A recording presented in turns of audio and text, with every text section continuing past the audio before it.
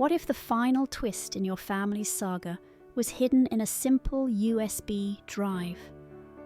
That's exactly what happened to me the day I walked back into a room that had long ago written me off. Surrounded by smug faces and stifled whispers, I stepped into my father's will, reading expecting nothing until my son Eli quietly handed over a secret he'd kept safe for years. In that instant, a single video message shattered decades of silence, blame and heartbreak. Join me as I recount the moment truth exploded through a hushed courtroom of relatives, rewriting my past and giving me the voice I thought I'd lost forever. You won't believe what happened next. They didn't even wait for the lawyer to speak. She gets nothing. Dad hated her, my sister Karen snapped the moment I walked in. No greeting, no eye contact, just that harsh words, loud enough to echo around the room. It felt like a punch in my chest. I squeezed my son Eli's hand, his small fingers curled around mine, warm but trembling. I forced a thin, shaky smile at him he always knew when I was scared. I hadn't even sat down yet, but the message was clear. I wasn't welcome. I wasn't family. I was just a loose thread they planned to cut. Karen sat at the head of the long table in a grey pantsuit, her dark hair in that tight bun she uses when she wants to feel in control, her red lipstick like war paint. Then Uncle Rick, Dad's older brother, let out that smug laugh, leaned back with his fingers laced behind his head. "Even her kid knows she's worthless," he muttered, nodding toward Eli as if he weren't even human. Eli looked down at the floor and my heart cracked a little more. Around the table, cousins, old neighbors and family friends, people I hadn't seen in years, nodded their agreement. I felt my throat go dry, my pulse pounding in my ears under the stale smell of dust, leather chairs and Karen's cloying perfume. I guided Eli to the farthest chair at the end of the mahogany table and sat down. The chair creaked under us. Eli climbed up beside me, swinging his legs and folding his hands like he wanted to disappear. Karen turned toward me with that cold smile, pity laced with poison. "You know this is pointless, right?" she said smoothly. "Dad rewrote the will, cut you out completely. He said you're dead to him."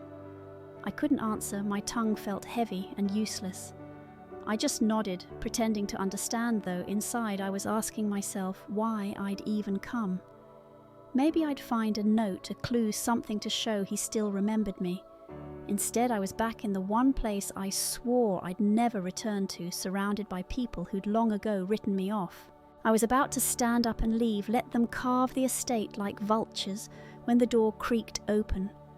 Mr. Connor, Dad's lawyer, stepped in with a thick folder tucked under his arm. He looked the same as ever, crisp suit, tired eyes, expression unreadable. The room went silent.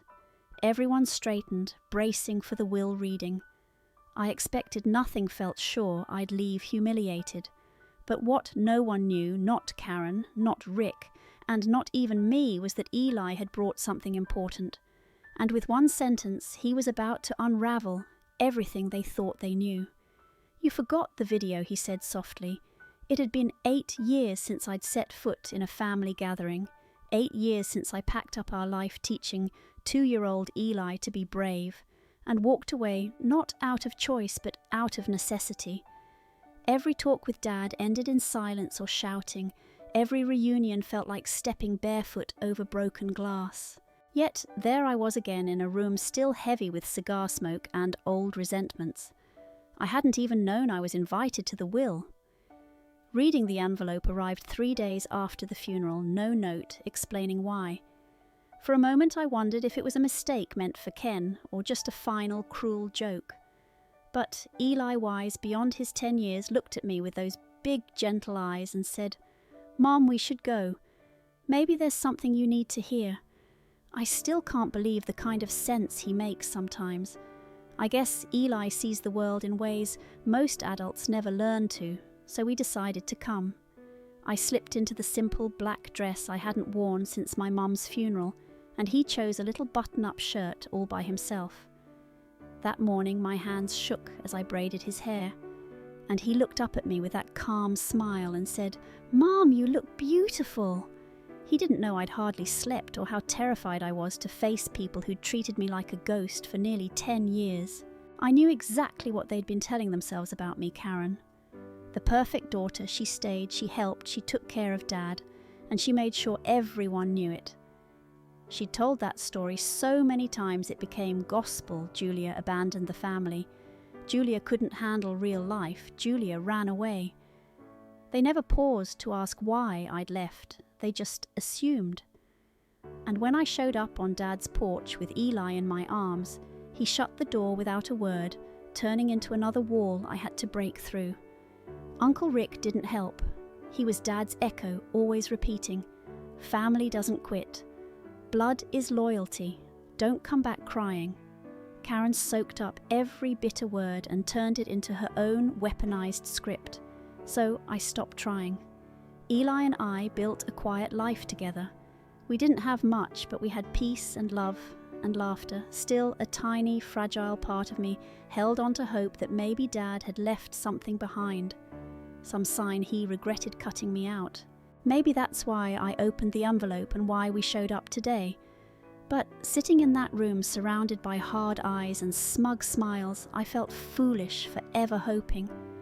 Eli hadn't said a word since we sat down. He just sat, tall hands folded in his lap, eyes quietly scanning the room like he was studying every face.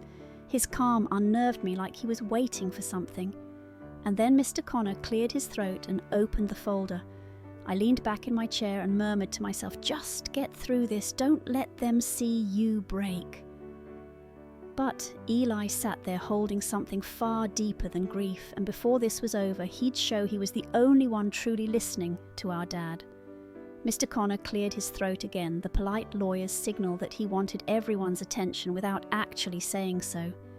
He adjusted his glasses, flipped open the folder, and began reading the will as if it were any other dull Tuesday. I barely registered the opening lines about estates and executors. My head was clouded by what I knew was coming next. He never called my name. Page after page I held my breath, hoping against hope for a surprise. But it was the same old routine. To my daughter Karen, I leave the primary residence and all its contents. Karen didn't flinch, but her smug satisfaction practically drifted across the table like perfume. She shot her husband Neil a sideways glance. He nodded back, already picturing the renovations. To my son Rick, the lake property, and all remaining shares in the family business. Rick leaned back even further, arms folded, chin high, savouring every word. He tucked a cigar between his teeth, looking like he'd already won life's lottery. To my nephew Paul, the vintage car collection. Paul, the same cousin who'd once locked me out of my room just to hear me cry, got his windfall too. I bit my cheek to keep from crying. Tears pooled hot and sharp behind my eyes, but I refused to let them fall. And then, just as I feared, and as previously declared, my daughter Julia will not receive any portion of this estate. Those words hit me like a slammed door, simple, final, utterly unforgiving. I felt like a punch landed square in my chest. Under the table, Eli's fingers slipped into mine. I hadn't even noticed my hands were balled up in my lap. His touch pulled me back, grounded me before I could drift away. My pulse pounded behind my eyes and my skin felt like it was on fire. Then I heard the whispers. Karen let out a soft scoff. "Told you," she murmured to Neil. Uncle Rick shook his head louder than necessary. Takes a certain person to walk away from their own father. The rest of them stayed silent, but that silence felt just as loud. I stared at the spiraling grain of the table, anything to avoid their faces. Inside my head, I scolded myself. Why did I even come? Why did I think he'd remember me? Then Eli shifted. He let go of my hand, sat up straighter, and spoke in that quiet, unwavering voice of his. "You forgot the video he recorded." The room froze. Karen blinked. Rick turned. Mr. Connor paused, pen hovering over the page. I glanced at Eli, confusion swirling in my chest. "What video?" I whispered. But he wasn't looking at me, he was looking forward. He reached into his backpack and pulled out a small white envelope, a little crumpled, but perfectly sealed. My name was on the front, and beneath it, in Dad's handwriting, "For the lawyer only if it gets ugly." I didn't fully get it yet, but Eli did, and in that moment, everything shifted. I stared at that envelope in his hands like it was a live wire. It said, "For the lawyer only if it gets ugly." Well, things had definitely gotten ugly. I could barely find my voice. "Eli, where did you get this?" He looked me straight in the eye, calm but firm. "My grandfather gave it to me a while ago. He told me to take good care of it." My heart sank. He had given it to him. He nodded. "The day we visited him, it was just him and me. I was at work." I blinked, trying to remember. It was the day Eli asked to go with Mrs. Thompson to deliver something to his father's house, the first time I'd let him go without me. I didn't realize they'd even talked. "Mr. Connor leaned forward, may I?" he asked softly. Eli handed over the envelope without hesitation. The whole room leaned in. Karen squinted as if she were trying to read my mind. Rick sat up straighter than I had ever seen him. Connor gently tore it open. Inside was a jet-black USB drive, and my pulse pounded like it was about to explode. He pulled out another piece of paper, Dad's handwriting on it, and as he read, I saw his usual calm crack. "There's a video message from Charles Thomas," he said, his voice quieter now. "It was recorded before the last will and testament, and Dad instructed that it be played only if things got tense." He glanced at Karen, then Rick. They shifted nervously. "That doesn't make sense," Karen scoffed. "He didn't mention any video." Rick leaned forward, his voice sharp. "We don't even know what's in it. It could be fake." Connor raised his hand. "Timestamp verified. I recognize the handwriting and signature. I am legally obligated to play it." He plugged the USB into a sleek black laptop next to him. The screen flickered, then displayed a single prompt, "Play." The air in the room changed. No one moved. No one breathed. I could feel my heart pounding in my fingertips. I gripped the arms of my chair like they might keep me anchored. My breathing was shallow and shaky. Why would Dad leave a video? Why involve Eli? What could he possibly say after everything? Eli, though, sat perfectly still, eyes glued to the screen as if he already knew what was coming. Karen looked drained lips, pressed into a thin line, and Rick hadn't touched his cigar in minutes.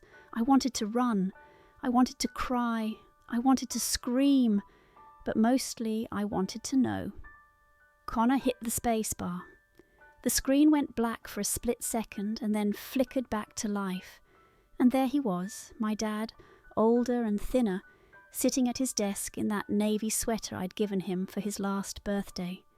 His hands were folded, his expression not cold, but just tired. He looked straight into the camera and said, "Hi, Julia." He seemed more fragile than I remembered, his skin thinner, his posture a little more relaxed, but he was still Dad with that worn oak desk and the old globe behind him, just like in my childhood memories. Only now his face wasn't stern or distant, it was human. "If you're watching this," he continued, "I'm gone, and I'm guessing things didn't go well at the reading." He clasped his hands, fingers twitching my own nervous habit. "I didn't expect peace between you and the family. I know what they think of you. Heck, I know what I said about you." He swallowed, looked down for a moment, then back up. "I was wrong." My breath caught in my throat, my nails dug into the armrest. Eli glanced at me, but I couldn't look away.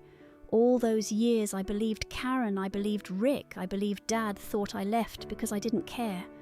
I never asked why. I never really listened. I slammed the door on him and on Eli. I heard Karen shift uncomfortably behind me, but I couldn't turn around. Dad's voice gave just the faintest crack, and in that tiny moment, everything changed. I always thought strength was about pride, that walking away was the ultimate betrayal. But real strength is showing up. It's protecting your child. And you did that. You did what I couldn't. I met Eli one day when he came over, just the two of us. He didn't say much, but when I asked about you, he simply said, "My mum is the safest place in the world." Dad's voice caught his eyes shimmering. "I lost you, Julia. I see that now. I lost my daughter because I couldn't stop being right long enough to love you the way you needed. But I won't let my final act be pushing you away again."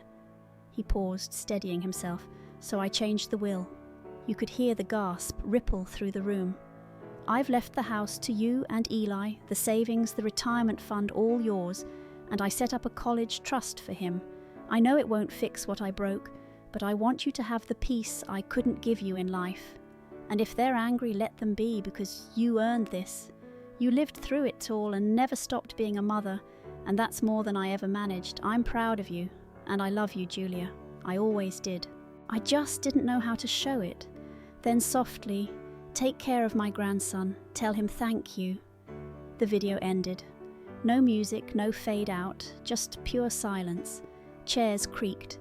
Someone sniffled, but I sat, frozen, hand over my mouth. Tears slipping down. After years of noise, blame, exile and silence, he'd finally heard me.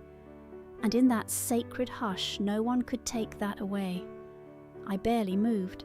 Even Mr. Connor sat there, hand frozen over the mouse, like stopping the video had frozen time itself. I have no idea how long we stayed like that. My hand stayed pressed to my mouth, my cheeks wet, though I didn't even notice the tears until Eli's fingers slipped into mine again. He wasn't crying. He just looked up at me with that little knowing smile, as if he'd been waiting for this moment all along. I leaned down and kissed the top of his head. My chest ached with all the things I felt: love, relief, grief, every emotion knotted together. Around the room, Karen jumped up so fast her chair screeched across the floor. She grabbed her bag with shaking hands and walked out without a word. Her husband trailed behind her, muttering under his breath. Uncle Rick stayed seated longer, jaw clenched and eyes fixed on nothing. When he finally rose, it looked like he wanted to argue, but even he knew there was nothing left to fight. Dad had spoken, and his truth couldn't be ignored. One by one, the others drifted out, some too ashamed to meet my eyes, a few offering quiet nods, pity or respect, I couldn't tell. Soon it was just the three of us. Connor gently closed the folder and cleared his throat. "There'll be some paperwork," he said softly, "but everything's in order." I nodded. Words stuck in my throat. He gave me a small, genuine smile, then left us alone in the room. The silence this time felt different. It wasn't heavy or cruel, it was peaceful, like something important had finally settled. I looked at Eli, still holding my hand, still looking at me as if I'd climbed a mountain. In his eyes, maybe I had, but really he was the one who saved me. He carried that envelope as if it were just a scrap of paper, not the key that rewrote my whole story. We stayed a little longer. I'm not sure why. Maybe I needed a moment to breathe, or maybe I just wanted to sit where, for the first time in years, I felt like I belonged. I could still hear Dad's words in my mind. "I'm proud of you." 3 little words I thought I'd never hear, but I needed them more than I'd ever admitted. I thought about all I'd carried for so many years. Silence, blame, feeling erased. But in that moment I wasn't erased. I was seen, heard, remembered. I looked at Eli and whispered, "Thank you." He tilted his head, so I asked, "For what?" he said, "for being braver than me." He smiled, and I realized he just wanted me to hear Dad. Not only in the video, but in the way the room felt afterward, filled with a peace none of us expected. That's the power of truth. It might not come when you're ready, but when it does, it changes everything. So no, I didn't walk out of that room broken. I walked out holding my son's hand. Dad's words echoing in my chest. I walked out whole, and that silence finally meant something. If this story resonated with you, if you've ever felt pushed aside, misjudged, or invisible, know this. You matter, and your truth will come to light. If you felt something watching this, please like and share it with someone who needs to hear it. And if you want more real, raw, emotional stories, subscribe to the channel. There's so much more to tell. Until next time, stay strong, stay kind, and remember your voice matters. And that's why even when you're pushed to the sidelines, the truth still has the power to open hearts. Sometimes you need to hold on to hope until the moment arrives when your voice can finally be heard. Remember, real strength isn't proving you're always right. It's the capacity to love and protect the people you care about, even when all seems lost. If you've ever felt forgotten, misunderstood, or silenced, let this story inspire you to stand up, speak your truth, and keep believing. If it resonated with you, please share this video with someone who needs it, and leave a comment below. And don't forget to subscribe so you won't miss the raw, heartfelt stories still to come.